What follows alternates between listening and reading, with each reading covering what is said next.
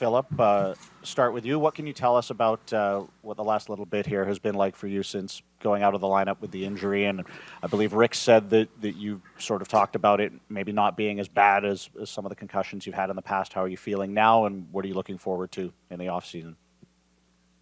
Yeah, I feel good. It's just it's been nice couple of days to practice with the guys, and I really enjoy it. And it's great to head to the off season to be 100% ready and have a big summer now and be ready for September. Nils, Rick Tocchet had a lot of good things to say to you, especially at the end of this season. How do you feel your year went this year? Oh, sorry, say that again. How do you feel your year went this year? With Rick Tocchet had a lot of good things to say to you, but especially at the end of the season. Yeah, I mean, I think I had a little bit rougher start, but feels like after New Year was refreshing for me. So, yeah, the half the year was, I felt I came back to my game a little bit better. So, yeah, the end of the year was better. Teddy, you played 82 games. You're one of the few guys to do that. You clearly have a view on the entire season on when things were up, things were down. What, in your view, was the thing you guys maybe could have changed the most in hindsight? I think it's tough to say. Point to just one thing. It felt like there's just always, challenges throughout the course of the year where it seemed like last year things just clicked right away, and we kind of took that momentum and ran with it. This year, kind of right away, there was, whether it was like media stuff going on, turmoil within the team, trades, then it's like injuries, one thing to the next. I think we weren't consistent enough in our performances. Even, second half, like we'd play one or two really great games and then come back the next night and be a little flat and get outplayed. So probably some maturity in our game as far as being able to be more consistent. I think we struggled playing with a lead this year, and that cost us in a number of games.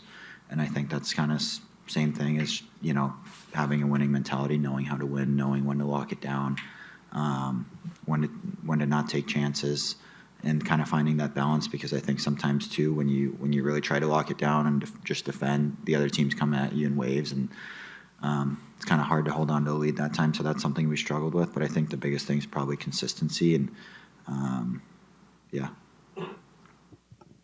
Philip, after the hit by Dickinson, we saw you going down the tunnel and you were visibly angry.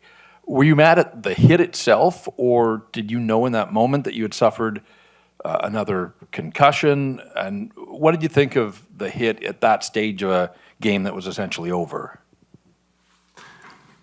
Yeah, I was not happy at that moment, but I was not thinking about that it should be that injury, that I'm gonna be out for next month.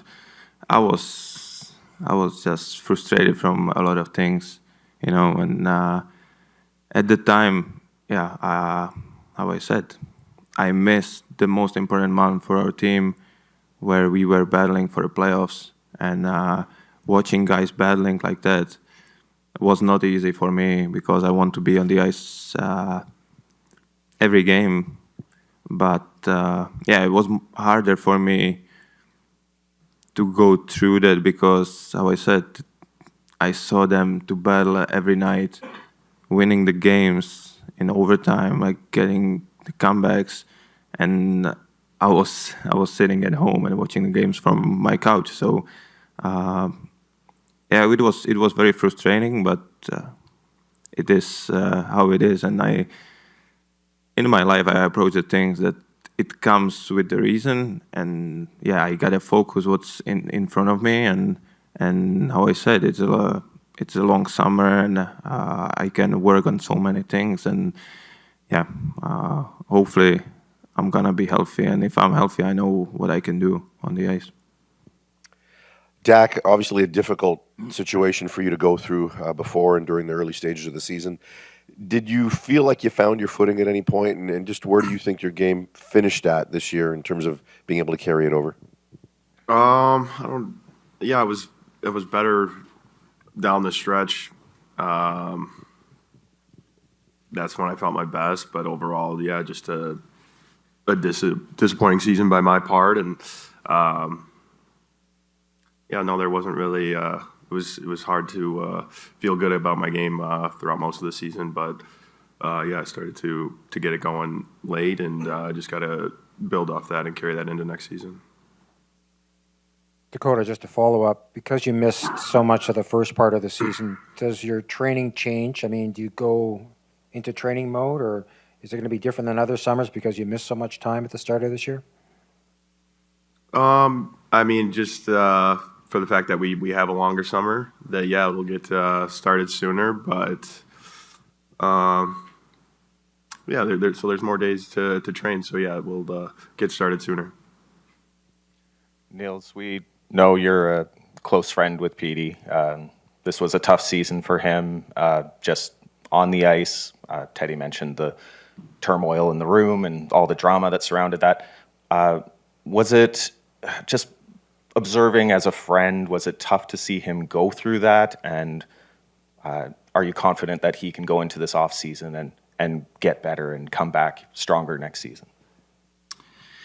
Yeah, I mean, you never want to see your close friend. I mean, it was a tough year for him with everything was happening, but I think, I mean, this offseason is going to be a big offseason for him and come back better for next year. I think it's going to be a big summer for him. Phil, we saw you get into a full team skate right toward the end of the year. Were you able to clear concussion protocol by the end of the season? And if so, what does that mean for your off-season training? Yeah, that's why I had a blue jersey. I was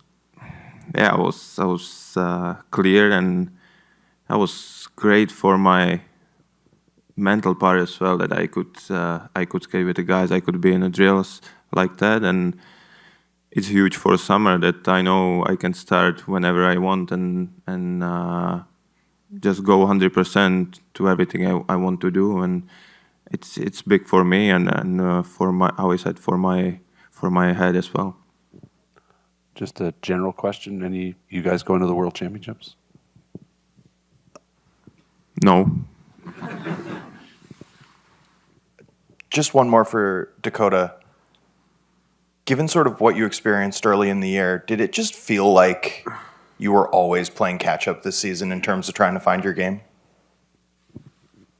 I mean, injuries are a part of the game, so from that standpoint, like, yeah, it was tough starting behind, but you know, I played in enough games to where that wasn't an issue. It just it came down to my play that wasn't good enough, but no, it was unfortunate that happened, but by no means a reason or excuse for my play this season.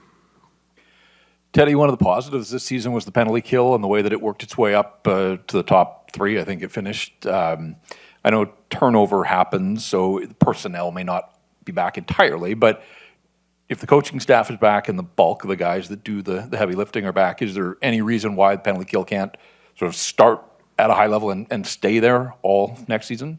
No, definitely not. I think, I think regardless of like what you said, even with the changes that might be coming, I don't think there's any reason why we can't be. I think, second half of the year, I think we got to the level that we all kind of thought we were capable of as a unit to be at, right at the top of the league. And, yeah, I think that was good for us. I think we had great continuity as far as like our pairings and even the D that were out there with us. And I think that helps a lot, even in little things like, when Phil's on the wall on the face-off, I know he's really good at edge battles, so he picks up a lot of those 50-50s, and that's a big advantage for us. So that's just like one little example, I guess, of how, us playing together and developing that chemistry has been helpful. So I think, we've been able to kind of use that to our advantage, and obviously the system that Footy had us playing was a good fit for us, and we were able to execute it pretty well.